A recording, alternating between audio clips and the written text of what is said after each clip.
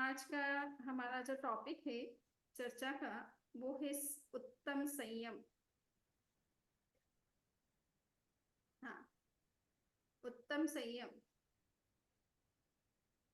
जो जैन धर्म को समझते हैं और फॉलो करते हैं, उनके लिए संयम शब्द बहुत परिचित शब्द है। कोई नया शब्द नहीं है। बहुत कुछ इस शब्द के बारे में सभी जानते हैं। किंतु आज का ये जो 10 लक्षण पर्व का प्रसंग चल रहा है, उसमें संयम को किस तरह से समझाने का प्रयास किया जा रहा है, इसको भी थोड़ा सा समझ लेना जरूरी है। हर वर्ष यद्यपि समझते ही हैं सभी लोग किंतु फिर भी आज का ऐसा प्रसंग है तो उसमें हम वापस इस टॉपिक को समझने का प्रयास करें, रिवाइज कर लें, रिफ्रेश कर लें जो कुछ हम जानते हैं।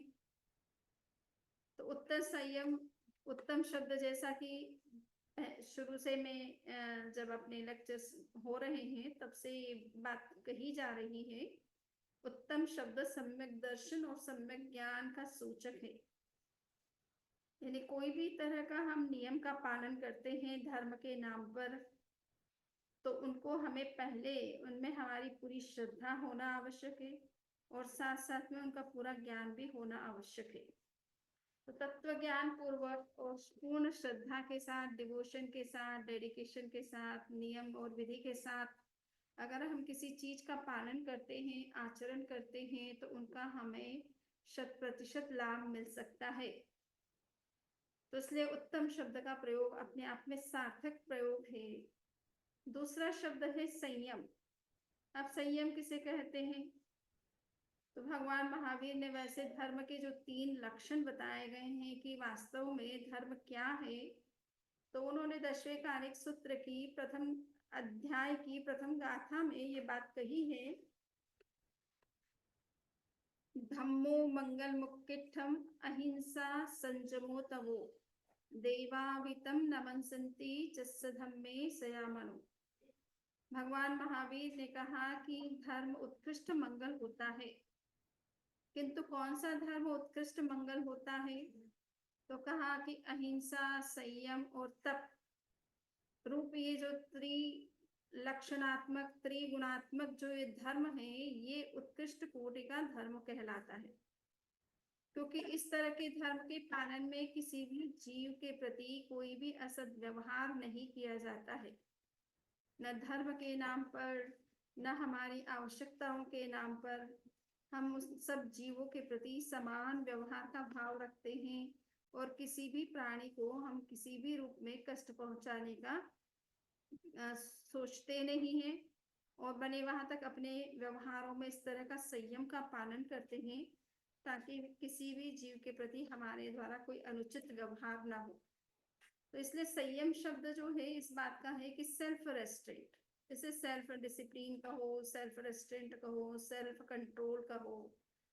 और वो सेल्फ कंट्रोल का मतलब क्या है? निश्चय नहीं से सेल्फ कंट्रोल का मतलब होता है कि आप अपने सेल्फ से कनेक्टेड रहें और बाहर की जितना भी जगत है उससे अपने आप को डिस्कनेक्ट रखें। तो वो वास्तव में सेल्फ कंट्रोल है। जो आत्मा में रमण करता है, राग द्वेष मुक्त जीवन जीता है, वह वास्तव में संयम है। उसी को सम्यक चारित्र कहा गया है प्रशमृति प्रकरण में। इसलिए सम्यक चारित्र का मतलब ये नहीं है जस्ट कि कुछ हमने नियम ले लिए, त्याग ले लिए और कुछ रूल्स और रेगुलेशंस फॉलो करना शुरू कर दिया। बल्कि संयम का मतलब होता है कि आत्मा में रमण करना, अपनी शुद्ध आत्मा में रमण करना, शुद्ध आत्मा के स्वरूप का चिंतन करना और उसमें ही रमण करने का, उसके साथ रहने का, उसमें रहने का विशेष प्रयास करना, ये निश्चय नहीं से संयम कहलाता है। राग द्वेष मुक्त जीना, ये निश्चय नहीं से संयम कहलाता है। और बाहर में आप उस संयम को किस तरह से फॉलो करें, आपके व्यवहार में उसका रिफ्लेक्शन किस रूप में आए, तो इसके लिए कहा जाता है कि control on mind, speech and body इस संयम, है ना। अगर आपके मन के ऊपर सही नियंत्रण है, आपकी वाणी या आपकी भाषा में नियंत्रण है और आप अपने शरीर की जो चेष्टाएं हैं उन पर भी संयम रखते हैं, तो वो निश्चित रूप से संयम की कैटेगरी में आता है। तो अब ये समझना है कि सेल्फ के साथ कनेक्टेड रहना, तो कल हमने काफी इस विषय को लेकर के चर्चा की ही थी कि सेल्फ के साथ रहने से हमारा जो मूल विकास होता है वो अन्य किसी चीज पदार्थों के साथ रहने से नहीं होता है। वर्तमान की जो विकास की अवधारणा है वो बड़ी अलग है। भौतिक विकास को ही विकास समझा जाता है, बाहर के विकास को ही विकास समझा जाता है, आंतरिक विकास को विकास की दृष्टि से नहीं देखा जाता है। वो अध्यात्म का विषय बन जाता है या धर्म का क्षेत्र है, किंतु समाज में जो विकास की अवधारणा है वो आर्थिक विकास से मापी जाती है कि किसकी इकोनॉमी कितनी है ना। तो इसलिए जो थर्ड नंबर की इकोनॉमी है या फर्स्ट नंबर की इकोनॉमी है या 5 नंबर की इकोनॉमी है, ये सब इकोनॉमिक जो मेजरमेंट्स है वही विकास की अवधारणा के मूल आधार बनते हैं। किंतु धर्म के क्षेत्र में, अध्यात्म के क्षेत्र में इन बातों का कोई मूल्य नहीं है, भौतिक विकास का कोई मूल्य नहीं है। जो विकास का मूल्य है तो आंतरिक विकास, चेतना के विकास का मूल्य है। आप किस गुणस्थान में हो, कहाँ तक आपने आध्यात्मिक उन्नति अपनी की है, किस स्टेज पर आप आ गए हो, ये महत्वपूर्ण होता है। क्योंकि वास्तव में विकास जीव का तो आंतरिक विकास से ही होता है। बाहरी विकास तो वो जितना पुरुषार्थ करता है तो बाहरी चीजों को वो उतना जो है एकत्रित कर सकता है, उनका संग्रह कर सकता है, उनकी प्राप्ति कर सकता है, किंतु उससे आंतरिक विकास कितना होता है ये तो उसी को सोचना है। वो उन संसाधनों का उपयोग अपने आध्यात्मिक जीवन को आगे बढ़ाने के लिए करता है या अपने भौतिक सुख और सुविधा को की पूर्ति के उद्देश्य से करता है। तो एक control on mind, speech and body को जो है संयम कहा जाता है। तो माइंड पर हमें कंट्रोल करना ये आज की बहुत बड़ी आवश्यकता है। लोगों के और कोई बातों में दिमाग जाए या नहीं जाए, परंतु इतने सोशल इंफॉर्मेशन मीडियाज इतने एक्टिव हो चुके हैं कि इतने इंफॉर्मेशन आते हैं कि दिमाग में अननेसेसरी थॉट्स भी कई तरह के चलते रहते हैं। व्यक्ति उससे भी परेशान रहता है। अगर नेगेटिव सोच किसी के अंदर है तो उससे परेशानी होती है, उसको तो परेशानी होती है और दूसरों को भी होती है उसके कारण से। क्योंकि जिस तरह की थिंकिंग होती है उसी तरह का बिहेवियर हो जाता है, और बिहेवियर हमारा जो है किसी दूसरों के साथ ही होता है। तो उससे हमारे जो संबंध हैं वो भी खराब होते हैं, और हम कहीं भी विकास करने के लिए हमारे लिए अवकाश के जो रास्ते होते हैं वो बंद होने लग जाते हैं। सो माइंड के ऊपर विकास चिंतन करना, उस पर कंट्रोल करना, यानी कि किस तरह से हम क्या सोचे क्या ना सोचे, कितना सोचना जरूरी है, अननेसेसरी हम ना सोचे, ये जरूरी है। एक युवक था, उसकी आदत थी कुछ ना कुछ सोचते रहना, और कहा जाता है खाली दिमाग शैतान का घर। यानी और कोई आपके पास काम नहीं है विशेष, है ना, और कुछ आपके अंदर नया विजन नहीं है, नए कुछ इंसाइट नहीं है, तो आप आलतू फालतू बातें ज्यादा सोचते हैं। तो उसको भी वही आदत पड़ी हुई थी, और उस पढ़ा लिखा तो विशेष खास नहीं था, और कोई काम धंधा था नहीं, थोड़ा छोटा मोटा काम करके अपना जीवन चलाता था। बाकी टाइम बच जाता तो क्या करता, बैठा बैठा कुछ ना कुछ उल्टी पुल्टी बातें सोचता जाता था। तो एक बार वो कहीं जा रहा था, रास्ते में उसको पानी की प्यास लगी, तो उसने देखा कि आसपास में कोई लॉज हो, कोई ढाबा हो जहाँ से पानी या खाना कुछ भी मिल सकता हो। तो उसने देखा कि एक बुढ़िया है, उसने कोई ढाबा खोल रखा है। वो वहां गया और उसने देखा कि उसकी झोपड़ी है वो, उसी में वो खाना बना करके जो भी आने वाले रास्ते के राहगीर होते थे उनको खाना भी देती थी, पानी भी देती थी, जो कुछ जरूरत की बेसिक जरूरत होती दे देती, और उसके लिए जो भी चार्ज होते लेती थी। उस युवक ने उस बुढ़िया से कहा कि मुझे प्यास बहुत जोरों की लगी है। तो बुढ़िया ने कहा देखो तुम बहुत धूप में चल के आए हो, इतना पसीना हो रहा है, और अभी इतनी दूर से चल कर के आए हो, तो इस समय तुम्हारी बॉडी की जो धातुएं होती है, हमारे शरीर में 7 प्रकार की धातुएं मानी जाती है आयुर्वेद की दृष्टि से। सो ब्लड बोन्स वगैरह, तो ये असंतुलित हो जाती है। तो इनको बैलेंस होने दो, इनको संतुलित होने दो, रीसेट होने दो। उसके बाद थोड़ा पानी पी लेना, पसीना भी बह रहा है, अगर इस कंडीशन में पानी पियोगे तो जुकाम भी लगेगी, सर्दी गर्म हो जाती है, सर्द गर्म हो जाता है। तो उसने कहा कि ठीक है कोई बात नहीं, थोड़ी देर इंतजार कर सकता हूँ। बैठ गया वो अपना, और जैसे ही बैठा खाली दिमाग कुछ ना कुछ सोचना शुरू कर दिया। तो उसने देखा कि बुढ़िया के झोपड़ी के पीछे जो है एक भैंस बंधी हुई है, और भैंस बहुत मोटी ताजी लग रही है, अच्छा दूध देती होगी। तो सोच रहा था कि ये भैंस तो बहुत ही मोटी है, और बुढ़िया की झोपड़ी की जो दरवाजा है वो बहुत छोटा है। अगर मान लीजिए कि इस भैंस को निकालना पड़े तो वो कैसे निकालेगी? कभी डेथ हो गई और निकालना पड़े तो इस छोटे से दरवाजे से इसको बाहर कैसे निकालेगी? बुढ़िया ने देखा ये तो बहुत ही गहरी सोच में डूबा हुआ है, तो कोई लगता है बहुत बड़ा दार्शनिक लगता है, बहुत ही चिंतन गहराई में गया हुआ है। तो उसने उससे पूछ लिया कि भाई क्या सोच रहे हो? तो उसने कहा कि कुछ नहीं, अब बैठे हैं, कुछ ना कुछ तो सोचते ही हैं, दिमाग खाली थोड़ा रहता है। तो बोले नहीं नहीं, कुछ तो ऐसा लग रहा है कि बहुत ही सीरियस मैटर है तुम्हारी भाव मुद्रा को देख करके, तो चेहरे के भाव को देखकर। तो उसने कहा ऐसी कोई बात नहीं है, मैं कोई फिलोसोफर नहीं हूँ, कोई गहरी बात सोच रहा हूँ, ऐसे ही कुछ आलतू फालतू बातें दिमाग चलती रहती है। उसने कहा कि नहीं नहीं नहीं, बताओ तो सही आखिर बात क्या है। तो उसने कहा कि देखो मैं ये सोच रहा हूँ, आपकी भैंस कितनी मोटी ताजी अच्छी होगी, स्वस्थ ही रहेगी, पर सपोज कभी जब उसकी डेथ होगी तो फिर आप उसको कैसे निकालोगे? गेट तो आपको बहुत छोटा है। उसने कहा कि देखो, किसी के यहाँ बैठ करके ऐसी बातें कभी किसी से न तो कहना और न सोचना चाहिए किसी को भी। अब तुम्हें यहाँ पर पानी पीना है, तुम मेरा सपोर्ट लेने आए हो और मेरी चीजों के बारे में इस तरह की बातें सोचते हो। तो उसने कहा कि देखो मैंने तो पहले ही मना बोला था, आप मत पूछो, आप पूछे तो उत्तर देना ही पड़ा ना मुझे, मैं क्या कर सकता उसका। उसने कहा ठीक है, वो तो बात सही है, पूछ लिया मैंने, वो तो मुझे पता चल गया कि तुम्हारी सोच किस तरह की है, पर आगे से भविष्य में ऐसी कभी सोच किसी के प्रति नहीं रखना है। और एटलीस्ट जिनके यहाँ आप जाओ और उनके आओ भगत, वो बेचारा तुम्हारा आओ भगत करने लगा, तुम्हें उसके बारे में अनिष्ट सोचने लग जाओ। उसने कहा ठीक है, कोई बात नहीं। और थोड़ी देर में वो पानी लेकर के आके फिर देखा कि वो चिंतन में डूबा हुआ है। तो उसने कहा अरे अभी क्या टॉपिक आ गया तुम्हारे सामने नया सीरियस? तो उसने कहा कि दादी ऐसा कुछ पूछो मत, अब दिमाग तो दिमाग है, आप जानती हो कि दिमाग में कितने विचार, विज्ञान की भाषा में कहा जाता है 1 मिनट में 35 विचार आ जाते हैं, और पूरे दिन भर में तो फिर हजारों विचार आ जाते हैं। तो अब दिमाग तो कोई कंट्रोल में नहीं होता ना अपने। उसने कहा कि वो बात तो ठीक है, मैंने अभी तुम्हें शिक्षा दी थी तो मैं जानना चाहती हूँ कि तुमने कितना फॉलो कर रहे हो, इसलिए थोड़ा बताओ क्या सोच रहे थे। बोले बस इतना ही सोच रहा था कि आपके हाथ में चूड़ियां है ना, वो बड़ी सुंदर लग रही है। हाँ, कल से थोड़ा हाथ मोटा हो जाएगा तो आप ये चूड़ियां जो है वैसे निकालो। उसने कहा कि तू आज तेरा जो है ना सोच को बदलना बहुत जरूरी है ना। नेगेटिव सोचता है, पॉजिटिव सोचो, क्यों ऐसा हो कि मेरी चूड़ियां मुझे निकालनी पड़े, है ना, क्यों भैंस मरे मेरी। तो कहने का इतना ही मतलब है कि माइंड के अंदर में जो है इस तरह के कुछ ना कुछ अपने नेगेटिव थॉट्स चलते हैं, दूसरों के बारे में भी हम सोचते हैं तो कुछ नेगेटिव सोच लेते हैं, कभी कभी खुद के बारे में भी इस तरह की नेगेटिव बातें आ जाती है दिमाग में कि भाई ये ना हो जाए, वो ना हो जाए, ऐसा ना हो जाए, वैसा ना हो जाए।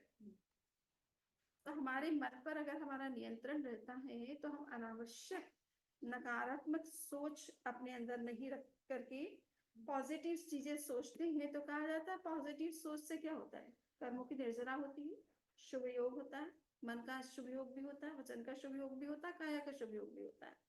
तो वो शुभ योग भी होता है, साथ साथ में उस पॉजिटिव थिंकिंग से आपको पॉजिटिव एनर्जी भी मिलती है, आपका ऑरा में भी पॉजिटिविटी रहती है, कोई आपसे बात करना भी पसंद करता है अगर आप पॉजिटिव तरीके से बात करते हैं। तो आपके थॉट्स पॉजिटिव होंगे तो आप बोलने में भी बातें पॉजिटिव बोलेंगे, नहीं तो कहीं ना कहीं वो नेगेटिविटी जो है रिफ्लेक्ट हो जाती है, एक्सप्रेस हो जाती है हमारे भीतर की। इसी तरह से वाणी के ऊपर हमारा विवेक संयम रखना बहुत आवश्यक है। तो जैन धर्म में जितने भी प्रैक्टिकल चीजें बताई जाती है उसमें मन वाणी और कर्म के ऊपर यानी शरीर के ऊपर संयम की बात को ही विशेष बल दिया जाता है। और कई तरह की क्रियाओं की चर्चा की जाती है ना। 53 प्रकार की क्रियाएं, 51 प्रकार की क्रियाएं, 5 प्रकार की तो मानी जाती है मिनिमम। इन क्रियाओं से कई तरह की हिंसा भी होती है, कर्म के बंधन भी होते हैं, इन क्रियाओं से बचना भी बहुत आवश्यक है। तो उसमें स्पीच यानी भाषा भी एक क्रिया है, हमारा बोलना भी एक प्रकार की क्रिया है। और बोलने में अगर हम विवेक और संयम का परिचय नहीं देते हैं तो कई डिस्प्यूट हो जाते हैं। महाभारत का युद्ध किस लिए हुआ था? एक ही तो सेंटेंस बोला था, अंधे का बेटा अंधा होता है, इतना सही तो बात बोली थी, परंतु उस बात से महाभारत छिड़ गई, है ना, लाखों लोग मर गए। एक व्यक्ति के, और वो भी एक स्त्री की बात को इतना जो है इतना ज्यादा उसको कर दिया गया बढ़ा चढ़ा करके कि उसको एक बड़े युद्ध का आधार बना दिया गया। तो भाषा का विवेक, संयम, बहुत आवश्यक है। इससे कितनी बड़ी हिंसा हो जाती है, आप ये देखिए, महाभारत जैसी इतनी बड़ी हिंसा हो गई मनुष्यों की, अन्य जीवों की कितनी हिंसा हुई उसकी तो कोई गिनती ही नहीं करता है। छोटे बड़े जीव कितने मर जाते हैं उस तरह के युद्धों में, इतने घोड़े, इतने हाथी, इतने पदाती, है ना। उनकी तो बेचारों की जल्दी से गिनती ही नहीं होती। बड़े बड़े लोग आते हैं लिस्ट में कि ये मर गया वो मर गया, हाँ।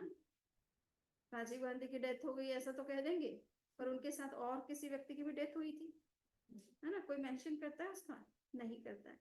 तो ये छोटे मोटे सिपाहियों का कौन करेगा, और दूसरे छोटे मोटे जीवों की तो कोई बात ही नहीं है। तो भाषा विवेक बहुत आवश्यक है। उससे कितना असंयम, कितनी हिंसा हो जाती है। और कभी कभी वो हिंसा जो है केवल उसी समय नहीं होती है, उसकी एक परंपरा, ट्रेडिशन चल जाती है ना। शत्रुता का, वैर का एक ट्रेडिशन चल जाती है कि तुमने मारा तो वो फिर मारेगा, फिर उसने मारा तो दूसरा फिर उसको अटैक, उसका रिस्पॉन्ड में कुछ न कुछ वो भी अटैक करेगा। तो हिंसा का एक चक्र चलता रहता है।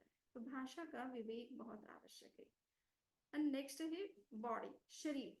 हमारा शरीर की क्रियाओं पर बड़ा संयम होना जरूरी है ना। काय की क्रिया होती है, यानी हमारे हलन चलन से, हमारे इधर उधर कोई मूवमेंट करने से, कोई काम करने से, एक्शन करने से भी कई तरह की जीवों की हिंसा हो जाती है। चलने में अगर हम सावधानी रखें तो कई जीव चलने, हमारे चलने से समाप्त हो जाते हैं। भाषा में तो छोड़िए, बैठने में ध्यान ना रखें तो उससे कई तरह के जीवों की हिंसा हो जाती। कोई कभी कभी किसी जीव पर कोई बैठ जाता है। छोटे मोटे जीव को तो दुनिया देखती भी नहीं है ना। हम तो जब इधर देखते हैं कि यहाँ गेट के बाहर ही तो इतने छोटे छोटे जीव होते हैं। मैंने कहा आम व्यक्ति तो कैसे देखे इसको, उनको तो आधार वो अभ्यास भी नहीं है कि छोटे जीव होते किस तरह के, है ना। तो वो तो उसको ओवरलुक ही कर देते हैं। उनके ऊपर स्टेप रखने में उनको पता ही नहीं चलेगा कुछ भी। तो इसलिए भगवान महावीर ने कहा जयम चरे जयम चिट्ठे जय मासे जयम सही जयम भंजन तो भाषण तो पावन कम न बंधई। व्यक्ति को चलना फिरना तो जरूरी होता है, क्योंकि काम तो करना ही पड़ेगा जब तक शरीर है। किंतु अगर वो संयम पूर्वक ये सारी क्रियाएं करता है तो पाप कर्मों से बचा रहता है, अन्यथा पाप कर्मों का पग पग पर बंधन करता रहता है। ठीक है ना। तो जयमचर्य का मतलब है यत्ना पूर्वक, संयम पूर्वक चलना, है ना। हाँ, क्रिया समिति पूर्वक चलना। उसी तरह से ईर्ष्या समिति पूर्वक बैठना। ईर्ष्या समिति तो चलो चलने अन्य में, पर कहने का मतलब है कि बैठने में भी उसी तरह से संयम का परिचय देना जरूरी है। सहन करते समय भी उसका जरूरी है। कभी कभी सोए हैं, आप तो घर में हैं, क्लोज्ड हाउसेस हैं, सभी दृष्टि से सेफ है। किंतु जो लोग जंगलों में सोते हैं, झोपड़ियों में सोते हैं, इधर उधर सोते हैं, फुटपाथों पर सोते हैं, कभी कौन सा जीव, सांप निकल जाए, कभी बिच्छू निकल जाए, कभी कोई जीव आ जाए आसपास में, व्यक्ति को पता नहीं चलता है ना। तो कब उसके बिस्तर के नीचे आ गया उसको नहीं पता चलता है। तो सोने में भी सावधानी रखनी जरूरी है ताकि किसी तरह की हिंसा ना हो। और खड़े रहने में भी सावधानी रखनी जरूरी है कि हम ऐसी जगह ना खड़ा हो जाए जहाँ कीड़ियों का बिल है, जीवों का बिल है ना। भगवान महावीर जा करके सांप की बानबी के पास खड़े हो सकते अगर हम खड़े हो जाए तो, है ना। तो ऐसा हर कोई व्यक्ति नहीं कर सकता है। वो तो चलो ज्ञानी पुरुष थे, उन्हें मालूम था मेरे निमित्त से इस जीव का कल्याण होना है और ये समझने वाला है मेरी बात को, तो वो वहां जाकर के खड़े हो गए। हमारी और आपकी बात तो कोई समझने वाला जल्दी से मिलना मुश्किल है। तो खड़े होने में भी सावधानी रखना है कि कहाँ जाकर के खड़ा होना है, या कहाँ हम खड़े हैं तो वो स्थान जो है जीवों से भरा हुआ, संकुल नहीं होना चाहिए, किसी तरह से हमारे द्वारा उनको हर्ट नहीं होना चाहिए। तो कायिक चेष्टाओं के बारे में भी सावधान रहना, हर क्रियाकलाप में व्यक्ति को जागरूक रहना जरूरी है। भोजन करता है तो उसमें भी सावधानी बरतना जरूरी है। हम अगर अतिरिक्त खाते हैं तो खुद को ही तकलीफ होती है। भोजन जो है वो उसका जो है एक तरह से मिसयूज तो है ही है। ओवर डाइट लेने से न तो ठीक से वो डाइजेस्ट अंदर में होता है, बाहर में उस चीज का उपयोग तो हो गया, परंतु उसका उपयोग हमारी बॉडी के हिसाब से जिस रूप में होना चाहिए उस रूप में नहीं होता है। और कहा जाता है कि वर्तमान में 50% जो हम भोजन करते हैं वो 50% तो हमारे लिए और 50% हम डॉक्टर्स के लिए करते, क्योंकि हमारे शशिकांत भाई भी तो बैठे हैं ना। ये तो चलो उस तरह के डॉक्टर नहीं है, दांत की डेंटिस्ट हैं इसलिए कोई बात नहीं, परंतु दूसरे फिजिशियंस वगैरह हैं। हाँ तो तो कहा जाता है 50% वर्तमान में जो भोजन किया जा रहा है वो डॉक्टर्स के लिए किया जा रहा है, ताकि बीमारियां हो और डॉक्टर्स के इलाज चलते रहें, उनके भी काम, हॉस्पिटल्स के काम भी चलते रहे, डॉक्टर्स को भी वेतन मिलता रहे और सर्जरी करने वालों को भी सुविधा रहे। तो ये संयम अगर हम करते हैं तो आज वर्तमान में जैसे फूड क्राइसिस कहा जा रहा है कि भोजन की लाखों लाखों करोड़ों लोग जो हैं वो गरीबी की रेखा के नीचे हैं, भोजन जिनको 2 टाइम खाने को नहीं मिलता है। अगर हम उतना 50% संयम करना सीख जाए, अनावश्यक न खाएं, तो उससे कितनी बचत हो सकती है और कितने लोगों की आवश्यकता की पूर्ति भी हो सकती है। तो ये सामाजिक दृष्टि से भी देखा जाए तो संयम बहुत उपयोगी है। कहा जाता है एक बार इस तरह की फूड क्राइसिस हो गई थी, तो हमारे देश के कोई अच्छे नेता थे, तो उन्होंने कहा एक दिन सबको एक आसन करना है ना, एक ही टाइम खाना है ना, लाल बहादुर शास्त्री के टाइम, और उसके कारण से कितने लोगों की आवश्यकता की पूर्ति हो गई थी। हाँ, तो एक दिन का त्याग जो है करोड़ों लोगों के भूख मिटा सकता है। और अगर हम रोज ही जो अनावश्यक खा रहे हैं उसमें अगर हम संयम करें तो कितने लोगों की आवश्यकता की पूर्ति रोज ही हो सकती है। तो संयम खुद का भी हो जाए और दूसरों को भी हेल्प मिल जाए, सपोर्ट मिल जाए। तो संयम की बात पर हमें विशेष समझना है कि भगवान महावीर ने कहा कि संयम, भोजन भी जो है संयम पूर्वक करना चाहिए। भोजन में भी विवेक रखना जरूरी है कि किन चीजों को खाना चाहिए, किन को नहीं खाना चाहिए, है ना। जिन चीजों को खाने से हमारा स्वास्थ्य खराब होता है उनको हम क्यों खाएं। हमारी कल्चर में जिन चीजों को प्रोहिबिटेड माना जाता है, टेबू माना जाता है, निषेध किया जाता है, उन चीजों का कम से कम हमारी लाइफ में स्थान नहीं होना चाहिए। वो हमारी चेतना को भी दूषित करता है, कर्मों के बंधन भी करता है और अनावश्यक भी और शरीर के लिए भी बहुत जो है हानिकारक होता है। तो भोजन में भी और इसी तरह से भाषा में, तो भाषा की बात हम कर चुके हैं।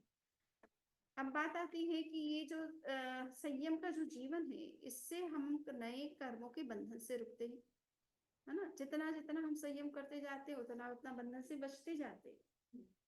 हम कर्म मुक्ति की बात सोचते हैं, और कर्म मुक्ति कब संभव है कि नए कर्मों के बंधन ना करें और पुराने को डिलीट करें। अगर हम पुराने को डिलीट करने के लिए तपस्या तो करते रहते हैं, किंतु नए भी बंधन चालू रहते हैं, तो बैलेंस होता रहता है। हाँ, खाते में कुछ कमी नहीं हो रही है, इधर गया तो उधर से आ भी गया नया। तो हमें उस तरह के अकाउंट को क्लोज करना जरूरी है, नए अकाउंट क्रिएट नहीं करना है, पुराने अकाउंट को क्लियर करना जरूरी है। ये पर्युषण महापर्व हो या 10 लक्षण महापर्व हो, इसकी खास प्रेरणा यही है कि हम कर्म के बंधनों से बचे और अपनी आध्यात्मिक उन्नति करें।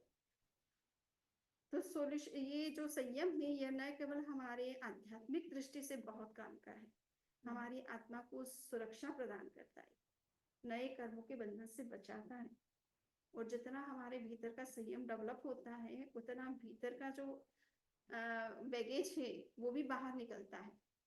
ठीक है ना। कहा जाता है कि हम जब आहार नहीं लेते हैं बाहर से, तो हमारे कर्म शरीर में भी प्रकंपन होने लग जाता है, क्योंकि उसको सपोर्ट नहीं मिल रहा बाहर से। अच्छा, हम भोजन करते हैं तो हमारी इंद्रियां बहिर्मुख रहती है, नए कर्मों के बंधन होते रहते हैं, तो वो बॉडी भी स्ट्रांग बनती जाती है ना। हाँ, नए कर्मों का सपोर्ट मिलता रहता है। और जब आप संयम करने लगते हो तो अंदर में क्या होता है, एक आत्मा का एक तो कठोर संयम होता है उसमें, और जब संयम होता है तो कर्म शरीर भी प्रकंपित होता है ना। और हमारी तेजस जो शरीर है उसकी शक्ति बढ़ती है, और वो शक्ति कर्म शरीर के भेदन में काम करती है। तो इसलिए कर्मी तपस्या जो है वो हमारे कर्म शरीर को प्रकंपित करके उसको शिथिल बना करके उसको सेपरेट करने का काम करती है। इसलिए संयम करना बहुत अच्छी बात है, किंतु हाँ ये है कि आप संयम नियमित रूप से, रेगुलर रूप से करें। कभी कभी वो कहा जाता है कि जैन लोग फास्टिंग बहुत करते हैं, परंतु फिर जब पारना हो जाता है तब फिर कोई नियंत्रण नहीं रहता है। एक्स्ट्रा डाइट लेते हैं फिर तो। बोले कि हेल्थ इश्यूज कई लोगों के बहुत ठीक हो जाते हैं जब वो संयम करते हैं, तपस्या करते हैं, काफी बीमारियां ठीक हो जाती है, किंतु उसके बाद में उस रेगुलर रूप में उसको फिर वापस फॉलो नहीं करते हैं। तो इस वजह से जो बीमारियां एक बार के लिए तपस्या के दौरान ठीक होती है, उसके बाद जब परिणाम होने के बाद चेक करना जरूरी है कि वो कितनी ठीक रहती है वापस। तो ये संयम के द्वारा आत्मा का शोधन होता है, नए कर्मों के बंधन से हम मुक्त रहते हैं। साथ साथ में ये कहा जाता है कि संयम अगर जीवन में न हो तो समाज की व्यवस्था भी जो है बहुत गड़बड़ा जाती है ना। अगर सभी व्यक्ति असंयमित हो जाए, अनाप शनाप खाना शुरू करे, अनाप शनाप चाहे जिस तरह से चले, तो उससे समाज में भी फूड की भी क्राइसिस हो जाएगी, वाटर की क्राइसिस हो जाएगी, अन्य रिसोर्सेज की क्राइसिस हो जाएगी। लोग आवश्यकता से ज्यादा अगर यूज करने लग जाएंगे तो नेचर में प्रोडक्शन तो उतनी स्पीड से नहीं होता है। उसकी तो अपनी है कि हाँ, आम को लगना है तो 12 साल लगेगा। ये बात अलग है कि आजकल पेस्टिसाइड्स या प्रिजर्वेटिव्स है, जो भी रीजन है, कुछ इस तरह के केमिकल्स डाल करके हम फ्रूट को समय से पहले पका लेते हैं या वृक्षों पर फल समय से पहले आ जाते हैं, परंतु उन फलों में फिर उतनी ताकत नहीं होती है। जो कि नेचुरल प्रोसेस से जो चीजें बनती है उसमें जो एनर्जी लेवल हाई होता है, उनमें जो न्यूट्रिएंट्स होते हैं वो इस तरह के आर्टिफिशियल मेथड से किए जाने वाली चीजों में नहीं होते। बट लोग जो है वो ऊपर का रूप देख लेते हैं, और वर्तमान का कहा जाता है, डिज्नीलैंड में भी इस तरह से कोई टमाटर वगैरह सब्जियां वगैरह इस तरह से उगाई जाती है जिसको जमीन पर बोने की जरूरत नहीं होती है, केवल ऊपर के प्रकाश से या इलेक्ट्रिसिटी से जो हीट क्रिएट किया जाता है उसी से उग जाती है। हाँ, तो मैंने कहा कि पहले ही अभी ये वर्तमान में डॉक्टर जो है, लंदन की डॉक्टर अनीता जी हैं, वो कह रही है कि शरीर में वोल्टेज बढ़ रहा है। और वोल्टेज बढ़ने का एक तो कारण यही है, हम लैपटॉप यूज कर रहे हैं, मोबाइल यूज कर रहे हैं, 24 घंटे हम रेडिएशन के बीच में ही बैठे, ठीक है। दूसरा, हम इलेक्ट्रिसिटी इतना ज्यादा यूज कर रहे हैं, लाइट में ही रहते हैं। नेचुरल लाइट तो बंद है यहाँ पर, दरवाजे बंद रखना जरूरी है, नहीं तो रोज सफाई करने वाली को बुलाना पड़ेगा, वो एक प्रॉब्लम है। सो कहने का मतलब है कि हम हीट के एनवायरनमेंट में रह रहे हैं और वोल्टेज बॉडी में बढ़ेगा ही बढ़ेगा। साथ में हमारा ये भोजन इस तरह से अगर पक करके आ रहा है इलेक्ट्रिसिटी से, जो वो क्या ग्रीन हाउस क्रिएट करना क्या बोलते हैं उसको, उसके अंतर्गत वो अगर सब्जियां उगाई जाती है तो उससे उसमें वोल्टेज तो अपने आप ज्यादा रहेगा ना, तो हीट ही हीट है चारों तरफ के एनवायरनमेंट में। सो बॉडी के अंदर वोल्टेज बढ़ने का अभी वर्तमान का जो एनवायरनमेंट है उसमें वोल्टेज तो बढ़ना ही बढ़ना है। हम उसको किस तरह से कंट्रोल करें, हम कहाँ संयम कर सकते हैं, इसका हमें विचार करना है। तो सोशल ऑर्डर को मेंटेन रखने में भी संयम बड़ा सहायक है। सभी लोग अगर सीमित संसाधनों का उपयोग करते हैं तो वो संसाधन सबके लिए उपलब्ध हो सकते हैं, और कुछ व्यक्ति जो है एक्सेस अगर उसका यूज कर लेते हैं तो दूसरे व्यक्ति उससे वंचित रहते हैं, और उसी के कारण से ये रिएक्टिव वायलेंस, ये टेररिज्म जो है जन्म किया कैसे लिया इसने। कुछ लोग ऐसे थे जिन्होंने बहुत कुछ धन संपत्ति इकट्ठी कर ली, और उस धन का जब शादी होती है तो प्रदर्शन इस रूप में करते हैं जिससे कि जो गरीब लोग हैं जिन्होंने श्रम किया और उनको तो दिया गया कम मजदूरी और सेठ लोगों ने रखा ज्यादा, तो उससे उनको रिएक्शन हो गया कि हमारे ही द्वारा श्रम किया जाता है, हमारी धरती पर आकर के लोग कमाते हैं और इस तरह से मिसयूज करते हैं, जबकि हम पूरी तरह से पेट भर खाना भी नहीं खा पा रहे। तो ये वायलेंस रिएक्टिव वायलेंस जिसको कहते हैं, समाज में इस तरह की रिएक्टिव वायलेंस जन्म लेती है जब कुछ व्यक्ति जो हैं वो संयम न करके असंयम का प्रदर्शन करते हैं, तो इससे भी समाज में हिंसा पनपती है। और कहा जाता है हर चीज जो है एक संयम के अंदर ही काम करती है। पटरी चलती है, आपका ओवर फ्लाई जो होता है, ओवर फ्लाई बोलते हैं उसे, फ्लाई ओवर सॉरी। सो फ्लाईओवर के कारण से आप देखते हैं कि नीचे से भी बसें निकल रही है, ट्रेन निकल रही है, ऊपर से भी निकल रही है। सबकी अपनी अपनी सीमा है, अगर सीमा में काम करते हैं तो कोई दिक्कत नहीं होती, नहीं तो किसी के ऊपर बस तो नहीं निकाल सकते हैं ना। पर फ्लाईओवर के कारण से एक सीमा निश्चित कर दी गई कि इतनी जगह में ऊपर से भी जाया जा सकता है, नीचे किसी को डिस्टर्ब किए बिना। तो ये हर चीज जो है एक संयम के साथ काम करती है। नदियां जो हैं दो किनारों के बीच में बहती हैं तो वो जल उपयोगी बन जाता है, अगर वो किनारे टूट जाए तो बाढ़ आ जाती, फ्लड आ जाते। किस तरह से अभी हो रहा है, फ्लड की कंडीशन कैसे बन रही है अलग अलग जगह, जहाँ बारिश बहुत ज्यादा हो रही है या बादल फट रहे हैं, तो वहाँ क्या कंडीशन बन रही है, आप लोग भारत के जो कंडीशन है वो देख ही रहे होंगे। सो ये कहने का इतना ही मतलब है कि प्रकृति स्वयं मर्यादा में रहती है, बने वहां तक मर्यादा में रहती है, और जब कभी मर्यादा टूटती है या संयम टूटता है उनका, तो किस तरह से धन हानि, जन हानि और अन्य चीजों की हानि या नुकसान होते हैं। समुद्र को विशेष रूप से कहा जाता है, वो मर्यादा में रहता है, इसीलिए उसका नाम क्या है, समुद्र। समुद्र का मतलब जो मुद्रा मर्यादा, जो मर्यादा के साथ रहता है उसको समुद्र कहते हैं, है ना। नदियां अपना संयम तोड़ सकती है, समुद्र अपना संयम नहीं तोड़ता है।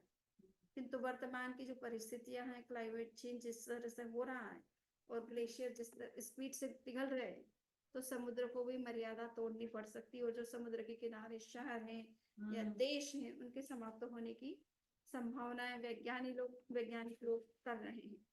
तो हमें ये समझना है कि जनरल कंडीशन में समुद्र अपनी सीमा का अतिक्रमण नहीं करता, उसके ऊपर कितने जहाज चलते हैं, कितने लोग उसके अंदर जाते हैं, कितना ही सामान उसके अंदर डिस्पोज किया जाता है, किंतु समुद्र कभी भी जल्दी से बाहर की तरफ नहीं उछालता उन चीजों को। ये उसका सबसे बड़ा गुण माना जाता है, इसीलिए कहा जाता है ना, सागर वर गंभीर, है ना, समुद्र की तरह गंभीर बनो, अपने अंदर पचाना सीखो, हर चीज को उगलना मत सीखो। समुद्र किस तरह से गंभीर होता है, उसके अंदर कितने बड़े बड़े शिप चलते, कि सब कुछ होता है, कितने जीव जंतु होते, सब कुछ होता है, परंतु वो कभी भी अपने सीमा को तोड़ता नहीं, आपे से बाहर नहीं आता है, उन चीजों को सबको अपने अंदर समाहित करने की शक्ति रखता है। तो ये संयम जो है वो प्रकृति में किस तरह से फॉलो कर रही है, आप देखिए, बड़ी बड़ी जितने भी चीजें हैं वो सब संयम के अंतर्गत चलती है, मर्यादा के अंदर चलती है, नेचुरल डिसिप्लिन उनका अपना होता है, या नेचुरल इस तरह का सिस्टम उसके अंदर होता है, जिससे कि वो अपनी सीमा का अतिक्रमण नहीं करती, अगर करे तो बहुत बड़ी समस्या हो सकती है। और नेक्स्ट है कि संयम करने से हम अपना हेल्थ भी अच्छा रख सकते हैं। उस हेल्थ को अच्छे रखने के लिए हमें आहार का संयम करना, श्रम का, तो लोग अब सुबह से शाम श्रम करते हैं। पहले तो क्या कि घर पे ही दुकानें होती थी, छोटा गांव होता था, ज्यादा इधर भागना दौड़ना कुछ नहीं था, लिमिटेड कस्टमर्स थे और सपोर्ट करने वाले हैंड बॉस थे। एक पिता के 4 बेटे हैं तो अब दुकान एक है, काम करने वाले 5 है, तो काम का डिस्ट्रीब्यूशन था। अब वर्तमान में वर्कलोड बहुत बढ़ गया, तो अभी हम देख रहे हैं यंग लोग हैं जो आईटी में काम कर रहे हैं, उनके ब्लड प्रेशर हाई हो रहे हैं, कहने के लिए अभी बहुत यंग है, सोच ही नहीं सकते कि ब्लड प्रेशर क्यों हाई होते हैं, परंतु चूंकि वर्कलोड बहुत बढ़ गया, तो उससे क्या है कि दिमाग भी एनी टाइम एक्टिव रखना पड़ता है, वो सारे काम निपटाना है उस व्यक्ति को। ऑफिस के वर्क भी इतने ज्यादा, बैठे बैठे इतने कॉल, इतना कंप्यूटर पर वर्क करना, कंटिन्यूअस सीटिंग करना, इन सब चीजों के कारण से हेल्थ इश्यूज बढ़ रहे हैं, और लंबे टाइम तक एक ही व्यक्ति को दिमाग लगाना पड़ रहा है, अदरवाइज वो डिस्ट्रीब्यूट होने से और लोग रिलैक्स रहते, एक व्यक्ति दुकान पर बैठा है, 5-4 लोग रिलैक्स रहते थे।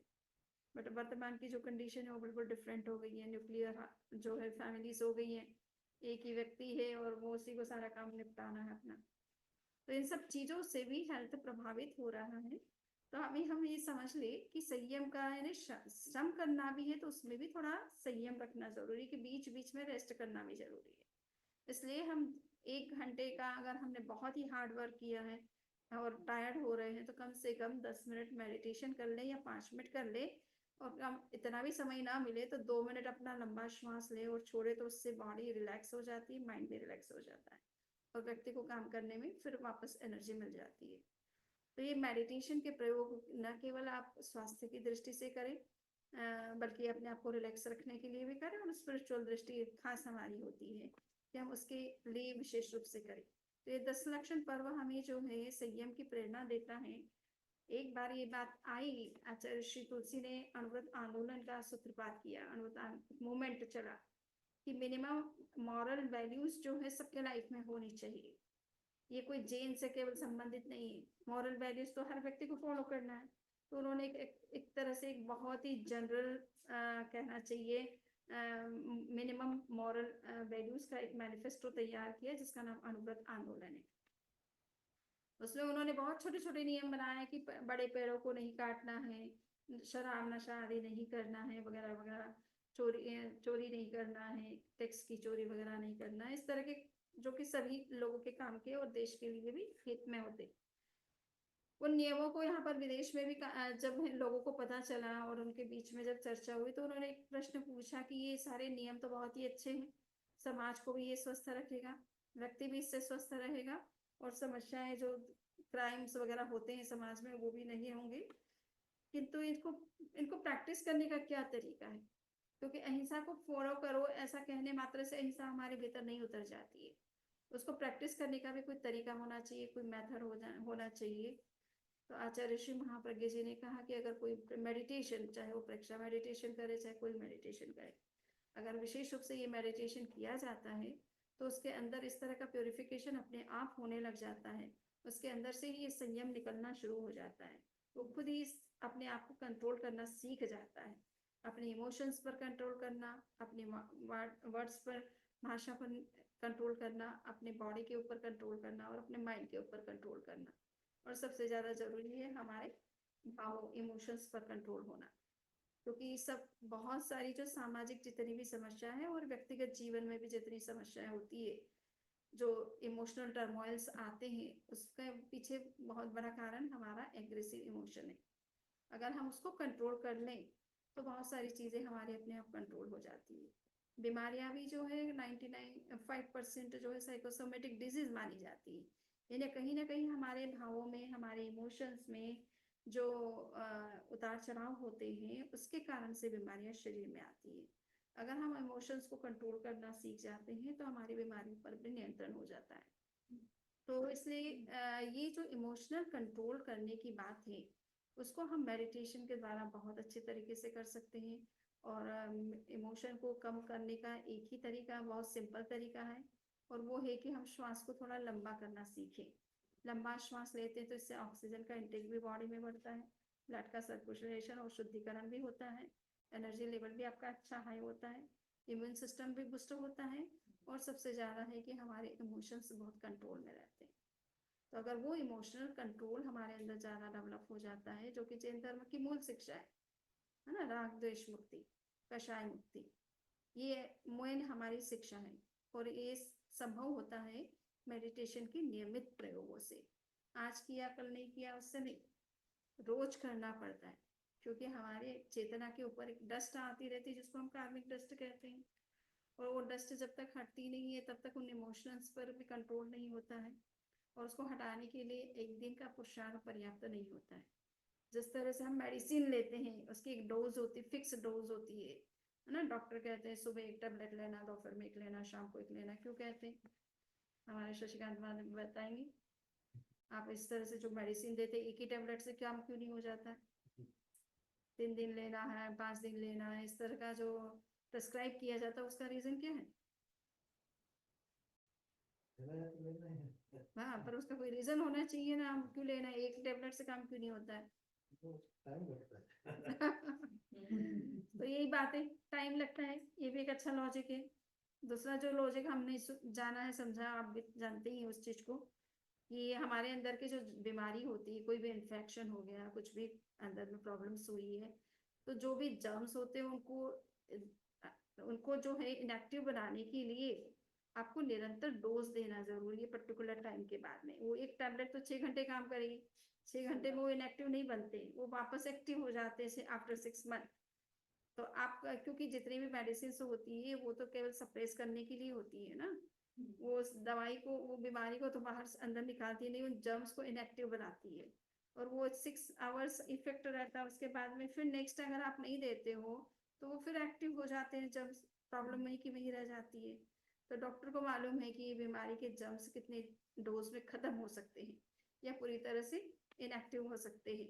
तो इसलिए उतनी डोज आपको लेना जरूरी है, उतने आवर्स के बाद लेना जरूरी है। अगर वो आवर्स के बाद में आप और लंबा टाइम कर दिया तो फिर वो एक्टिव हो जाते, फिर कहेंगे कि डॉक्टर साहब हमारा तो ये ठीक नहीं हुआ, डॉक्टर अच्छा नहीं है। वही होता है कि एक पेशेंट गया, डॉक्टर से कहा कि मुझे सिर में बहुत दर्द है, आप दवाई दीजिए। दे दिया दवाई डॉक्टर ने, गया और प्रॉपर टाइम पे ली नहीं, और फिर आया कि मेरा तो कुछ ठीक नहीं हुआ। तो डॉक्टर ने कहा कि अरे, तो मैं देखता हूँ क्या कारण है, वो मेडिसिन क्यों नहीं काम किया तुम्हारे ऊपर। तो बोले कि नहीं नहीं, अब जरूरत नहीं है, मैंने दूसरा डॉक्टर जो है उसको अपॉइंटमेंट ले लिया। सो कहने का इतना ही मतलब है कि व्यक्ति जो है डॉक्टर को बदल नहीं सकता है, किंतु जो डॉक्टर ने, पहले डॉक्टर ने जो कहा उस बात को प्रॉपर तरीके से फॉलो नहीं करेगा और समस्या का समाधान नहीं करेगा, और फिर आकर के कंप्लेन करता रहेगा। तो जनरली यही होता है कि हम कंप्लेन तो करना जानते हैं, किंतु जो आप हमें रूल्स रेगुलेशंस बताए जाते हैं, चाहे पोल्यूशन पर्व के दौरान, लक्षण पर्व के दौरान, कि किस तरह की हमारी लाइफ स्टाइल होनी चाहिए जिससे हम स्वयं हेल्दी रहेंगे, डॉक्टर्स के पास भी जाने की जरूरत नहीं रहेगी। फिर डॉक्टर्स को सोचना पड़ेगा कि अब कौन सा हम बिजनेस शुरू करें, है ना। बट अच्छा है, पेशेंट कम हो तो अच्छी बात है, डॉक्टर को खुशी होनी चाहिए, बट वहाँ जानती हूँ कि उनकी भी अपनी प्रॉब्लम है। सो वो भी चाहेंगे कि एटलीस्ट पुराने पेशेंट रिपीट ना हो, परंतु नए पेशेंट आते रहे, ऐसा उनको भी रहेगा। बट समहाउ डॉक्टर ऐसी शुभकामना तो किसी के लिए नहीं करते कि कोई बीमार हो, वो चाहते हैं सब स्वस्थ रहे, अच्छा रहे। तो इसी के साथ में मैं अपनी बात को संपन्न कर रही हूँ कि संयम के बहुत प्रकार माने जाते हैं, और विशेष रूप से तो 17 प्रकार के संयम माने गए हैं जैन परंपरा। 17 प्रकार के संयम, है ना। तो उसमें कहा जाता है 5 प्रकार के जो स्थावर जीव होते हैं, पृथ्वी, पानी, अग्नि, वायु और वनस्पति, इन जीवों के प्रति संयम रखना, ये 5 प्रकार का संयम हो गया। ठीक है। बाद में 2 इंद्रिय, 3 इंद्रिय, 4 इंद्रिय और 5 इंद्रिय वाले जो प्राणी होते हैं, इनके प्रति संयम रखना, ये 9 प्रकार का संयम हो गया। और इसके बाद में आता है अजीव संयम आता है, यानी जो नॉन लिविंग चीजें हैं, आप जो भी स्टफ यूज कर रहे हैं, चाहे मकान हो, चाहे गाड़ी हो, चाहे अन्य कोई लैपटॉप हो, मोबाइल हो, या अन्य कोई जो भी आप घर में चीजें रखते हैं, उन चीजों का भी आपको संयम करना जरूरी है। वो कहते हैं कि उनसे क्या होगा, उनका संयम, उनको तो हार्ट नहीं होता है, पर कहा जाता है कि अगर आप पैर से, मान लीजिए कि कोई टेबल है या कुर्सी है, आप उसको पैर से खिसकाते हो, तो ये उसका अपमान है, ये उसकी अशांतना है एक तरह से, है ना। इररेस्पेक्ट है, आप जिन चीजों का उपयोग करते, जो चीजें तुम्हारे लिए उपयोग में आती है, तुम उनका अपमान कर रहे हो। और अगर आप उस, मान लीजिए कोई चलता है रास्ते में, चलते हुए पत्थर से उसके पैर लग गया, सावधानी तो उसकी है, पत्थर तो बेचारा, उसमें तो जान नहीं है, तुम्हारे में तो दिमाग था, तुम्हारे में चेतना थी, चलते समय तुम्हें सावधान रहना चाहिए था। अगर पत्थर से लगा है तो तुम्हारी गलती से लगा नहीं, किंतु हम क्या करते हैं, पत्थर को पैर से ऐसे डालते हैं कि रास्ते में ये आ गया, उसके ऊपर गुस्सा करना शुरू कर देते हैं। तो अजीव के कारण से भी आप में असंयम होता है। समझ में आ गया ना। उसको तो कुछ पता नहीं है कि आपने उसको फेंका है या इधर डाला है कि उधर डाला है, या उसको आपने कर्ज किया है, कुछ एब्यूजिंग वर्ड्स बोले हैं, पर इससे आपको असंयम हो गया। आपके दिमाग में जो इस तरह के विचार आए पत्थर को लेकर के, ये भी एक प्रकार का असंयम हो गया। तो अजीव संयम, इसलिए कहा कि अजीव के प्रति तुम्हारा व्यवहार अच्छा रहना चाहिए, उसके निमित्त से भी आप कई तरह के कर्म के बंधन करते, ठीक है ना।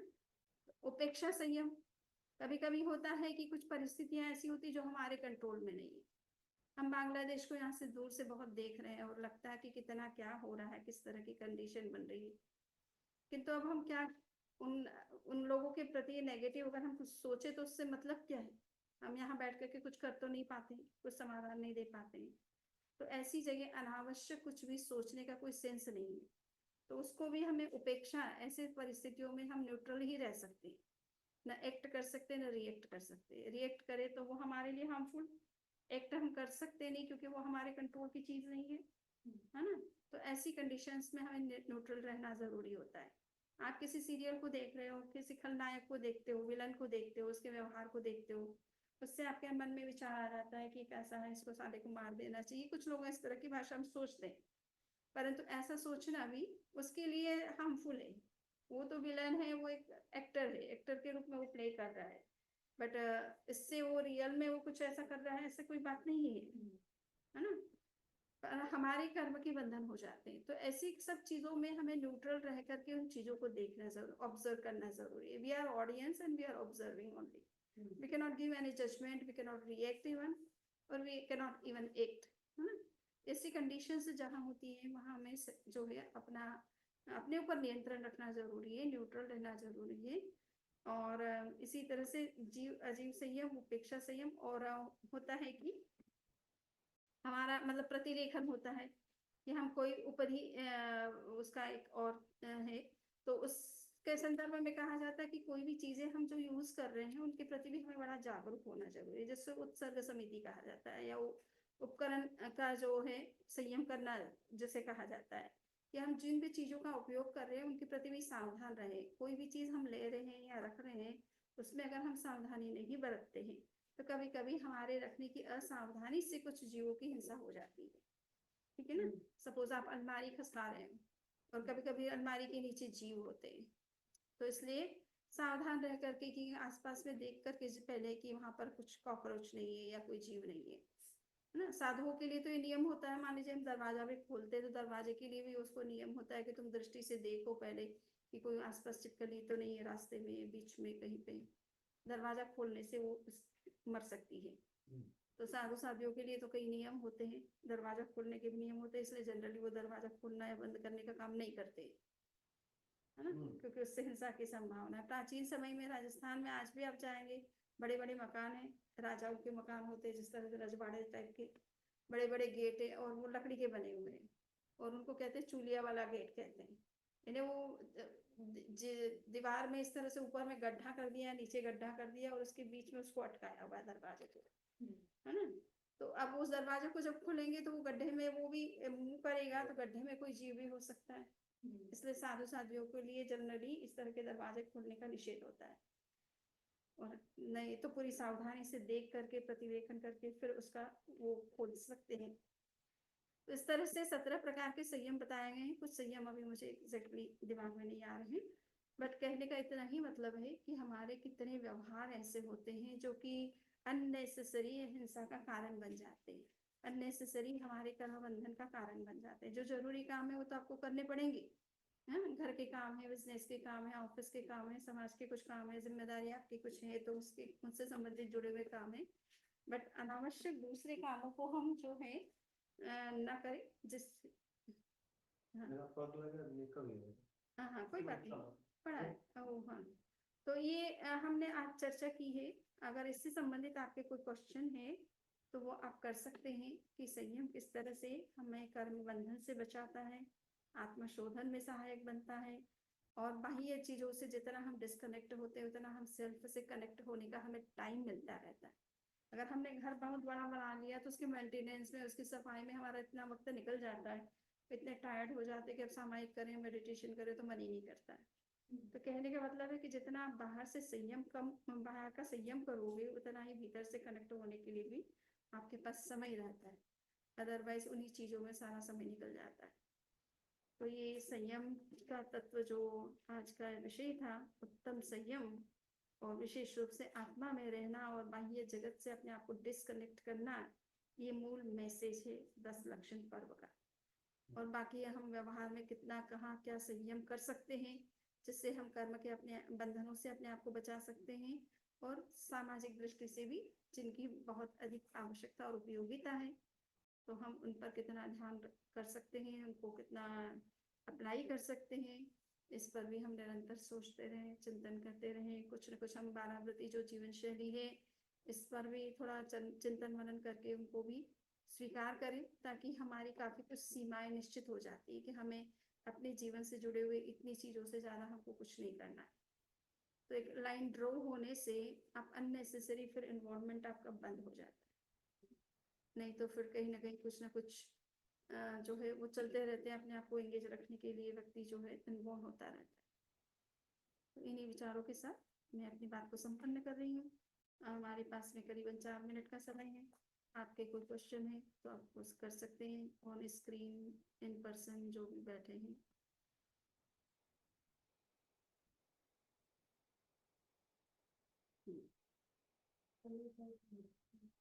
मेडिटेशन करवा देते हैं, बहुत ही अच्छा। कितना टाइम के लिए?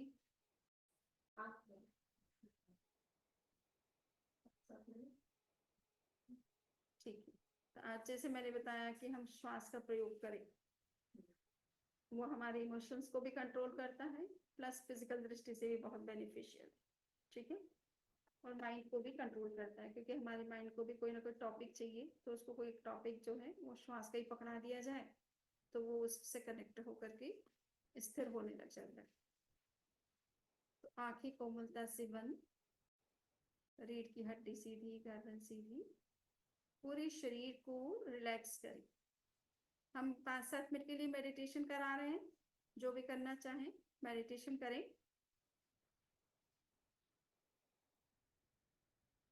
3 बार महाप्राण ध्वनि का प्रयोग करेंगे। महाप्राण ध्वनि का मतलब है श्वास आप भीतर लें और गले से भंवरे की तरह गुंजार करते हुए मस्तिष्क में उसके वाइब्रेशंस को फील करें।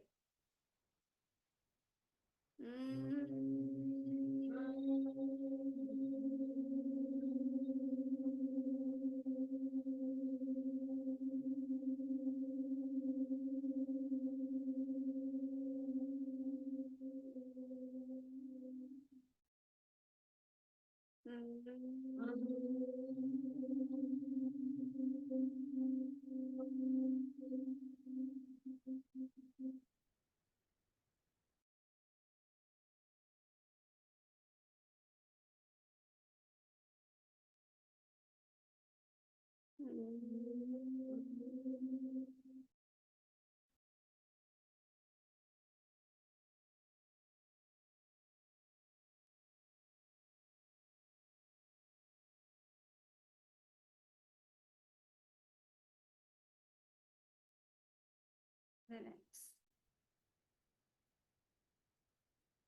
Relax your whole body, mind, and vocal cord.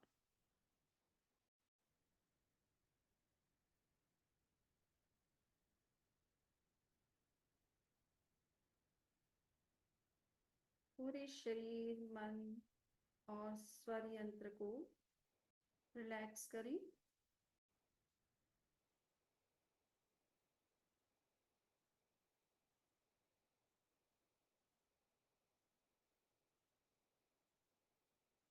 अब अपने चित्त को अपने नाक के अग्रभाग पर, नासाग्र पर केंद्रित करें।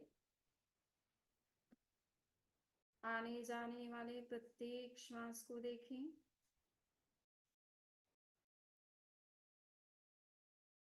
भीतर जाने वाले श्वास को देखें। बाहर आने वाले श्वास को देखें। Observe your breath.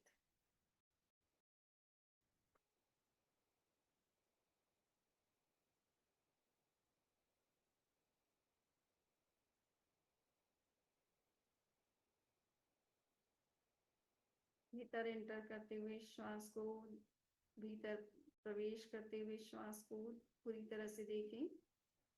नासाग्र से, गले से होते हुए, ट्रेकिया से होते हुए लंग्स में किस तरह से श्वास पहुंचता है।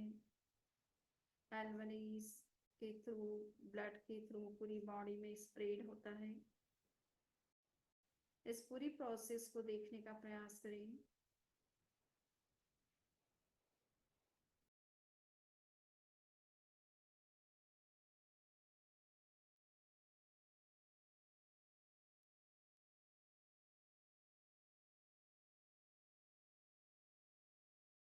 श्वास को कुछ लंबा करें। धीरे धीरे श्वास को पूरा भीतर लें, पूरे लंग्स को फुलाएं।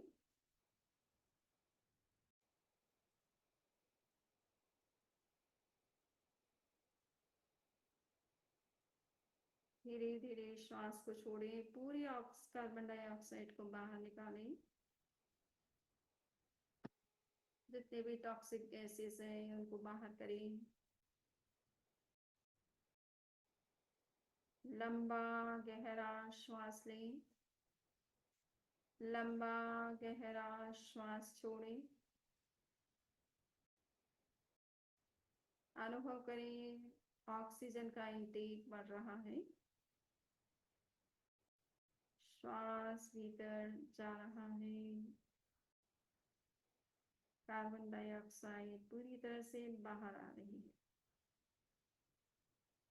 जितना लंबा श्वास लेंगे उतना ऑक्सीजन का इंटेक बढ़ने से टॉक्सिक गैसेस का बाहर निकालना इजी हो जाता है।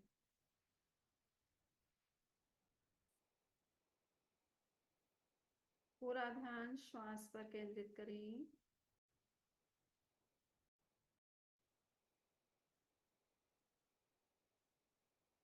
योग में श्वास को ही एक तरह से आत्मा तक पहुंचने का मार्ग माना गया है।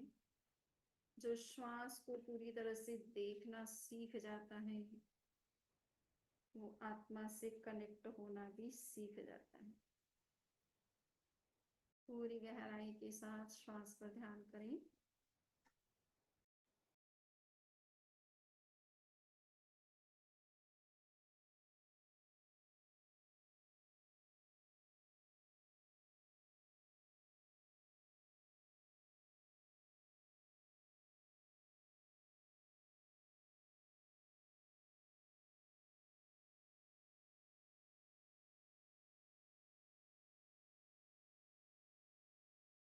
लंबा श्वास लें, लंबा श्वास छोड़ें। लंग्स को पूरी तरह से फुलाएं।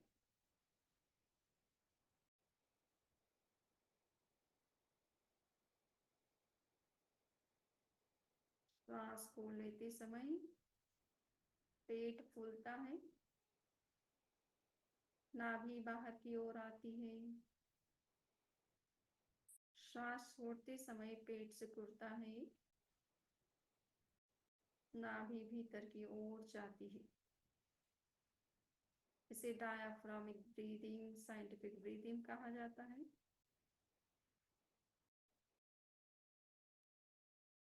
असली पसली फेफड़े और डायाफ्राम का यूज किया जाता है, जिससे कि श्वास प्रॉपर तरीके से लिया जाता है। पूरा ध्यान श्वास पर रखिए।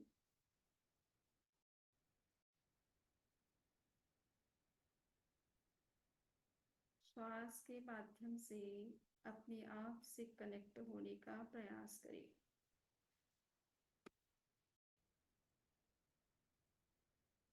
सेल्फ में रहने का प्रयास करें। उसी का नाम है संयम, उत्तम संयम।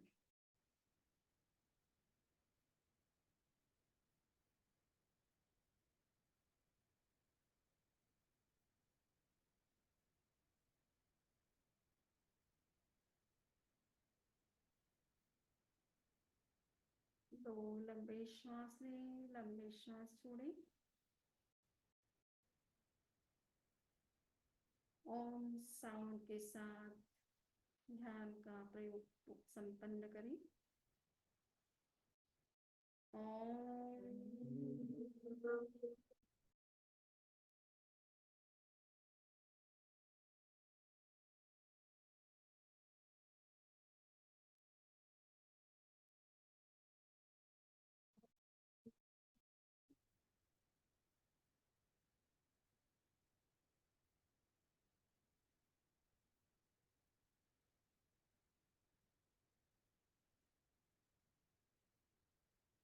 प्रयोग संपन्न।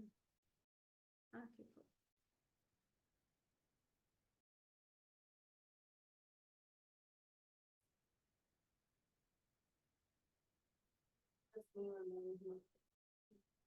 चत्तारि मंगलम अर्हंता मंगलम सिद्धा मंगलम साहु मंगलम केवली प्रणतो धम्मो मंगलम। चत्तारि लघुत्तमा अर्हंता लघुत्तमा सिद्धा लघुत्तमा साहु लघुत्तमा केवली प्रणतो धम्मो लघुत्तमो। चत्तारि शरणं पवज्जामि अर्हन्ति शरणं पवज्जामि सिद्धि शरणं पवज्जामि साहु शरणं पवज्जामि केवली प्रणतं धम्मं शरणं पवज्जामि।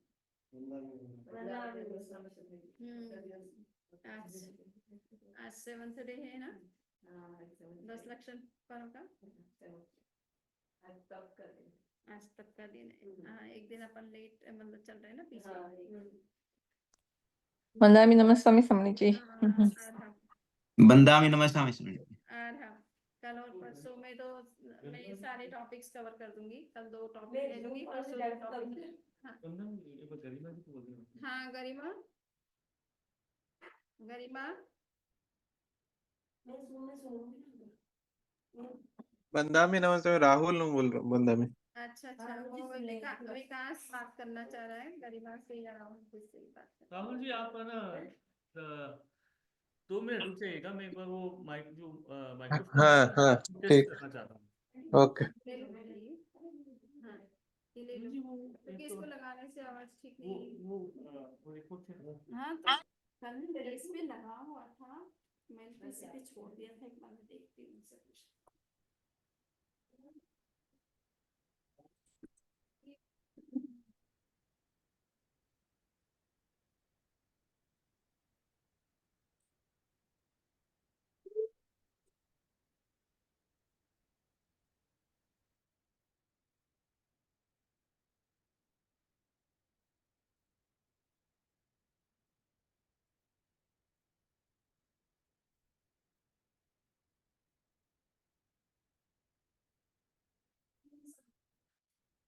क्या नहीं था, कल रात को वैसे ही बना बेटे को। इनको देख लो।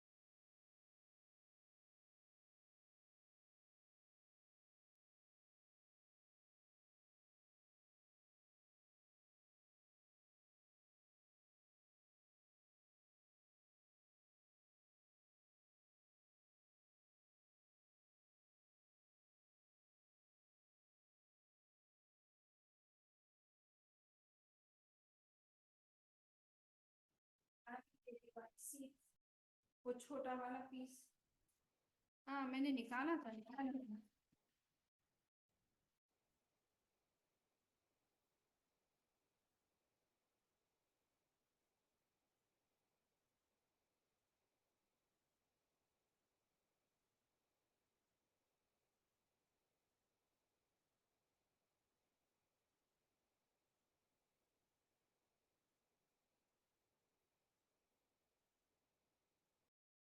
नहीं मैंने संभवतः यहाँ पे क्या सुबह वॉइस नहीं आ रही थी ना, हाँ तो मैंने संभवतः निकाला था, मैंने कहीं मिसप्लेस किया है, देख ये कहीं होगा, तब तक मैं ये देखता हूँ। यही भी होगा, यही भी मैं एक बार ये भी देखता हूँ। होगा। चलेगा।